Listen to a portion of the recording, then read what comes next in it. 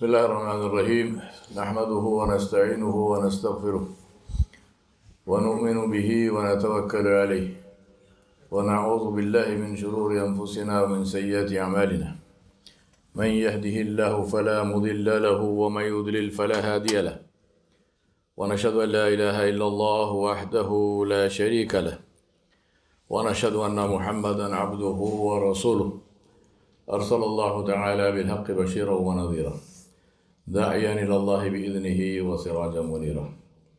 وأما بعد فقال تعالى: يا أيها الذين آمنوا اتقوا الله حق تقاته ولا تموتن إلا وأنتم مسلمون.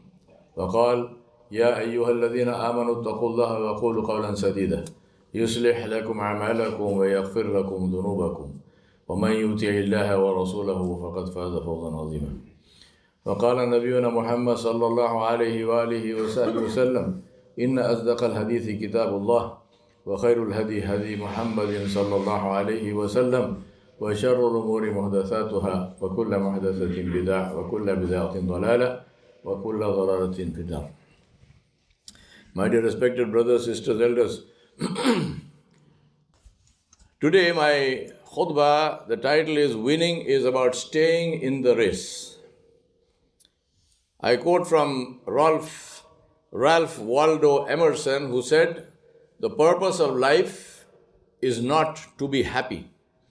It is to be useful, to be honorable, to be compassionate, to have it make some difference that you have lived and lived well." We have the hadith of Rasulullah sallallahu alaihi wasallam narrated by Jabir bin Abdullah radhiyallahu anhu, who said that Rasulullah sallallahu alaihi wasallam said, "The best of people are those who are the most beneficial to the people." And we have the kalam of Allah subhanahu wa ta'ala, who said, "Kuntum khayra ummatin ukhrijat linnas." I'm not against happiness, and neither was Emerson, but happiness can be the result of very selfish and toxic behavior. People engaging in substance abuse or in backbiting or slandering and other negative activities can be very happy in their toxicity. That is why the importance of focusing on meaningful, honorable, compassionate action, not just happiness. Many times we hear this thing, people say, "Oh, as long as they are happy, it's okay." It's not okay. It is not okay. Depends on what you are happy doing. That is what we need to look at. The root cause of our problems as a society globally is that we have lost our ethical and moral compass. We have made the single-minded pursuit of profit our life's objective. And that is why we have a world which is full of war and violence. This is not sustainable and this must change. People are not equal. Not in this life and not before Allah. Allah said, "La yastawi ashabun nari wa ashabul jannah." Even with the Anbiya and the Prophets, Allah subhanahu wa ta'ala said, "Tilka rusul faddalna ba'dahum ala ba'd." Our job is to become winners and raise winners. Losing is the default. That is the law of entropy. Everything goes downhill unless you stop it. A garden untended grows weeds, not roses. A house left unattended doesn't clean itself. A car not maintained breaks down. A body not exercised loses muscle and strength, not the other way around. So you and I must decide what we want from life and then go and get it. It won't come. The only thing that comes just by waiting for it is death. Everything else needs back-breaking effort because results are proportionate to effort. And you and I won't make that effort unless we enjoy doing it. And that is where a belief in yourself and your mission makes all the difference. I have this quote, and I say, to be, you must do, because we express our goals in terms of being. I want to be happy. I want to be this. I want to be that. To be, you must do. To do, you don't have to be. But unless you do, you will never be. To be, You must do to do. You don't have to be, but unless you do, you will never be. My favorite coach is Vince Lombardi of the Green Bay Packers. He won 5 NFL championships, including Super Bowls 1 and 2. He said, defeat is worse than death because you have to live with defeat. Winning is not a sometime thing, it is an all-the-time thing. You don't win once in a while, you don't do things right once in a while, you do them right all of the time. Winning is a habit. Unfortunately, so is losing. The quality of a person's life is in direct proportion to their commitment to excellence, regardless of their chosen field of behavior. End quote.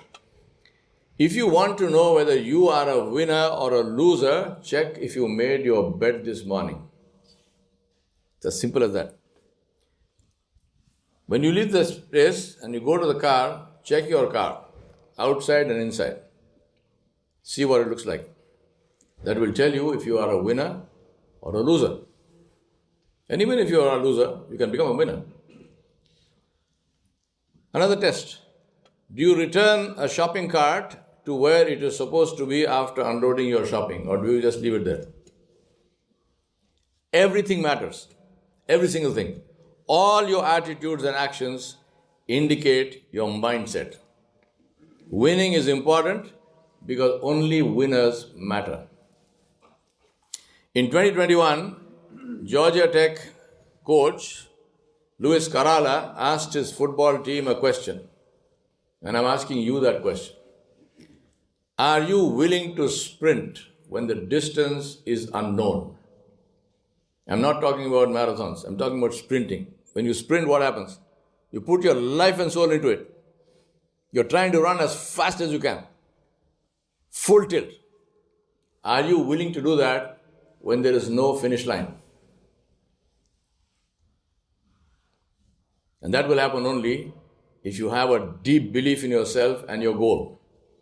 One without the other won't work. You need both.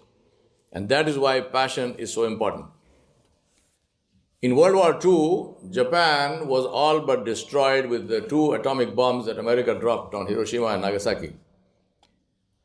What followed was not 1 or 2 people, but the whole nation sprinting without a finish line in sight. Despite the unbelievable loss of life and destruction of infrastructure and society, there was neither despair nor an exodus of Japanese towards the West or any hatred for Americans even, who had destroyed their country. Instead, using the strength of their Bushido tradition, there began a reconstruction that in 2 generations made Japan an industrial powerhouse. Japan not only excelled in manufacturing products, but also innovated production practices and quality standards that became a byword in industry worldwide. The remarkable thing about Japan and the Japanese is how their culture comes through in the best way in all that they do, be it in education or sport or international relations. It's visible in their schools, in their railway stations and trains, and in the way their people behave at soccer matches. All this happened, as I said, with the whole nation working as one, sprinting without any finish line in sight, working for the love of their nation and with pride in their culture. It happened because their actions came out of their pride in their identity and culture, which they showcased for the world. In the Seerah, when we read about the Sahaba Ridwanullahi alayhim ajma'in, we see many examples of those who sprinted when there was no finish line in sight. They never saw the finish line. They never saw the futuhat. They never saw the material success of this world. Hamza bin Abdul Muttalib, Mus'ab ibn Umair, Sa'ad bin Mu'ad, Abdullah bin Rawaha, Abdullah bin Jahash, Ja'far bin Abi Talib, Zayd bin Haritha, Abu Salama, Sumayya bin Khayyat, Khadijatul Kubra, Yasir bin Amir, radiyallahu anhum ajma'in, and many more who died before Fatah Makkah were the foundation stones on which stands the grand edifice of Islam. They did not see victory, but it stands on their shoulders because they invested themselves in it and continue to do their best and to invest more and more, ultimately their very lives, even though they never saw any sign of victory. That is true faith. And Allah subhanahu wa ta'ala Jalla Jalaluhu is their witness. And that is why Allah subhanahu wa ta'ala said, وَالسَّابِقُونَ الْأَوَّلُونَ مِنَ الْمُهَاجِرِينَ وَالْأَنصَارِ وَالَّذِينَ اتَّبَعُوهُمْ بِإِحْسَانٍ رَضِيَ اللَّهُ عَنْهُمْ وَرَضُوا عَنْهُ وَأَعَدَّ لَهُمْ جَنَّاتٍ تَجْرِي تَحْتَهَا الْأَنْهَارُ خَالِدِينَ فِيهَا أَبَدًا ذَلِكَ الْفَوْزُ الْعَظِيمُ. Allah subhanahu wa ta'ala said, and for the foremost of the Muhajirin and Ansar, and those who follow them in goodness. And this is the rahmah of Allah subhanahu wa ta'ala, that He left the door open for people, for Muslims until the last day, who want to follow in the footsteps of the Muhajirun and the Ansar.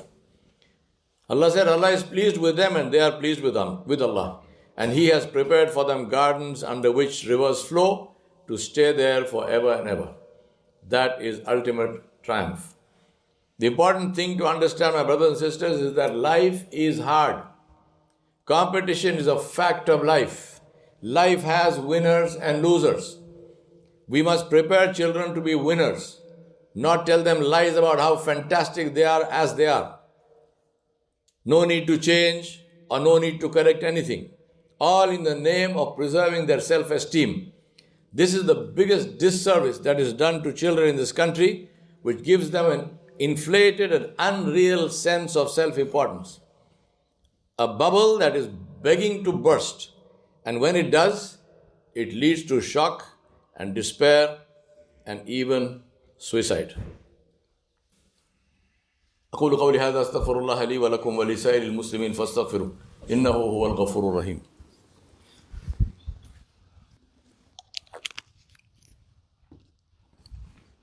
الحمد لله رب العالمين. قال تعالى إن الله وملائكته يصلون على النبي يا أيها الذين آمنوا صلوا عليه وسلموا تسليما. اللهم صل على سيدنا محمد وعلى آل محمد كما صليت على إبراهيم وعلى آل إبراهيم إنك حميد مجيد.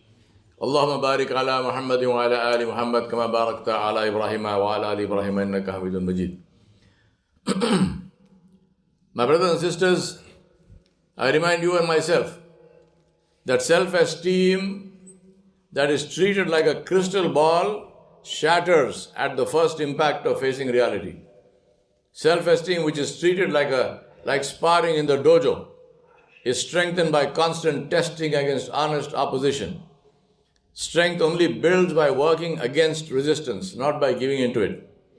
Praise that has not been earned takes away the competitive aspirational edge and is a recipe for disaster. In life, you can only win after heroic effort, not by just wishing for it. To talk about the power of positive thinking without any mention of the sweat and blood it will take is like telling someone to stand at the foot of a flight of stairs and positively think himself to the top. Try it. Go do it. It's a con job. The truth is that winning is not loyal to you. Winning doesn't care about you. Winning doesn't care how sore you are or how hard you work. Winning doesn't care how much sleep you got or lost. You will win if you do what it takes to win. It is as simple as that. Just like you get to buy the thing you can pay for. Your sob story is deeply uninteresting and totally irrelevant to winning or to buying. The first thing to do, therefore, is to learn to listen to some hard talk without flinching. Because in the ring, the one who wins is not the one who can hit hardest, but the one who can take a hard hit and still remain standing. That is life. The race doesn't end when you fall, but when you fail to get up. Resilience is to get up after every fall. As the Chinese say, you fall 5 times, you get up 6 times. The most important career and life advice I can give you is to differentiate. Differentiate. Because differentiation creates brand. Brand inspires loyalty, and loyalty enables influence. So let me give you 5 secrets of surefire success, inshallah. 1. Build a reputation for reliability. Reliability is the result of consistent, high-quality work, not just one time. That means delivering on promises. If you tell somebody you will meet them at 9 p.m., that is a promise. It means that you hold yourself to your own high standard of behavior, which others may not even expect. It starts with punctuality. Don't wait to be asked. Get prepared to deliver even if nobody asked you. That is what legacy is built on. It is called trust. My principle is, I will not allow what is not in my control to prevent me from doing what is in my control. Number 2, become a problem solver. Never say I can't do it, say I can't do it yet. That little 3-letter word, yet, says it all about your attitude. Do you have an attitude of positive energy, persistence, perseverance, and courage? Or do you give up at the first sign of opposition and difficulty? When you say I can't do it yet, you are saying that you are still in the race and you are looking for different ways to achieve the goal. Difficulty only motivates you. You love challenges. It takes away the fear from the equation and replaces it with excitement. After all, excitement is fear that expects a happy ending. When you have this attitude, people will come to you for help. That is how you win hearts. People love givers. They hate takers. That is what leadership is all about, giving. People look up to those who can help them to achieve their goals. That will build your equity and give you influence and inspire loyalty. Because only contributors have influence. Consumers are used. They are a commodity. Allah subhanahu wa ta'ala sent us to contribute. When we forgot that and became consumers, the world forgot us.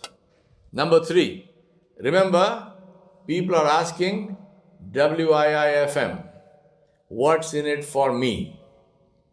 People are not interested in you or your goals. They are interested in their own goals. Show them how listening to you will help them to achieve their goals and you will get their total attention. Remember that this is not about deceiving people or some sweet-talking spiel. It is about figuring out how to help people in a way that helps you to achieve the goals of both your goals and their goals. It's about understanding people, looking at their world through their lens, and then building a bridge from their world to yours in a way that both win. It's about being inclusive without compromising your principles. Number 4, quality is not the only thing. Quality is everything. Make your bed as soon as you get out of it. Your bed and your car, as I mentioned before, show if you are a winner or a loser. Quality is visible in everything you say, everything you are, and everything you do. Quality is the result of taking pride in who you are and your work. It is to remember that all that we say and all that we do reflects brand value and character. That is real self-esteem. To act with the awareness that all our words and actions reflect on us and they are our signature. In today's world, they also reflect on Islam and they reflect on Rasulullah Sallallahu Alaihi Wasallam because you are a Muslim. Whether you like it or not, people are not looking at you as an individual. They are looking at you as a representative of Rasulullah Sallallahu Alaihi Wasallam and a representative of Islam. You can't say, I didn't sign up for that. You did. The day you said, La ilaha illallah Muhammadur Rasulullah, you signed up for that. The thing to do is to be aware of that and to live your life where your life doesn't reflect negatively on the Prophet alayhi salam and on Islam. Quality means to go the extra mile, to do more than is expected, not for name or fame or money, but because that is your mark. It's a mark of who you are. Quality is your and my most powerful asset. It's our face. It's our signature in life. Quality is al-ihsan. Rasulullah gave the most powerful definition of quality, and he said, أن تعبد الله كأنك تراه فإن لم تكن تراه فإنه يراك. He said, which means to worship Allah subhanahu wa ta'ala as if you can see Him, and though you can't see Him, know that He can see you. And that applies to every aspect in life, not only worship. Quality is Islam. 5 and the last, manners conquer hearts. Old-fashioned, but very powerful. Of the many things that Allah subhanahu wa ta'ala could have said about His Messenger sallallahu alayhi wasallam, He praised his akhlaq. He praised his akhlaq. He could have praised many things. He praised his akhlaq. وَإِنَّكَ عَلَىٰ خُلُقٍ عَظِيمٍ. That tells us how critically important manners are. Manners are our face. They are our signature. They are the expression of our lineage. Your manners show who your parents are. Your manners show who your family is. They are an expression of our prestige. They are memory creators, and they are our legacy. Nobody will remember what we owned or even looked like, but they will never forget how we made them feel. It's not about seeking popularity, but doing the right thing because of who you are, not because of what somebody else did. If you react to somebody, you are a puppet in their hands. They are making you dance the way they want you to dance. You act the way you act because of who you are, not because of what that one did. Manners span boundaries of culture, nationality, and generation. People don't know how much you know. They don't know your experience, and they don't know your experience, and they don't know your expertise, but they can see your smile. So show it. What is the first advice that Rasulullah gave when he came to Medina? Afshu salam. First advice. He didn't even say la ilaha illallah. He said Afshu salam. Greeting sincerely, warmly, and first will open more doors for you than anything else in the world. Especially because people with beautiful manners are rarer than ever. That means you will stand out in the best possible way. We must regain those times when children of Muslims were known for their manners. That comes from Muslim parents who have good manners, because you can only give what you have. As someone advised a youngster, be kind, because you will have very little competition on that path. Be truthful. Don't lie even as a joke. And this is the hadith of Rasulullah. Be generous, be thankful. An attitude of gratitude is the most powerful way to win friends and influence people. The rest will follow. Never chase money. Never chase money. Chase quality and money will follow. Because people remember quality long after the price is forgotten. And that's the Gucci family slogan. We make dua, especially today, for the mother of our brother Yasser. She passed away in Egypt. May Allah subhanahu wa ta'ala grant her Jannatul Firdaus al-A'la bi-ghayri hisab. May Allah subhanahu wa ta'ala forgive her sins. May Allah subhanahu wa ta'ala give sabr to the family and fill her khabar with nur. May Allah subhanahu wa ta'ala ease her path in the akhirah. May Allah subhanahu wa ta'ala give her the company of Rasulullah sallallahu alayhi wa sallam in Jannatul Firdaus al-A'la bi-ghayri hisab. ربنا فاغفر لنا ذنوبنا وكفر عنا سيئاتنا وتوفنا مع الأبرار. ربنا ظلمنا أنفسنا وإن لم تغفر لنا وترحمنا لنكونن من الخاسرين. اللهم اهدنا فيمن هديت وعافنا فيمن عافيت وتولنا فيمن توليت وبارك لنا فيما أعطيت وقنا واصرف عنا شر ما قضيت فإنك تقضي ولا يقضى عليك فإنه لا يذل من واليت ولا يعز من عاديت تباركت ربنا وتعاليت. نستغفرك اللهم ونتوب إليك. ربنا آتنا في الدنيا حسنة وفي الآخرة حسنة وقنا عذاب النار. آمين يا رب العالمين. يا عباد الله رحمكم الله، إن الله يأمر بالعدل والإحسان وإيتاء ذي القربى وينهى عن الفحشاء والمنكر والبغي يعظكم لعلكم تذكرون اذكروا الله يذكركم ادعوه يستجيب لكم ولذكر الله أكبر والله يعلم ما تصنعون. أقيموا الصلاة. Please come forward and form the safs.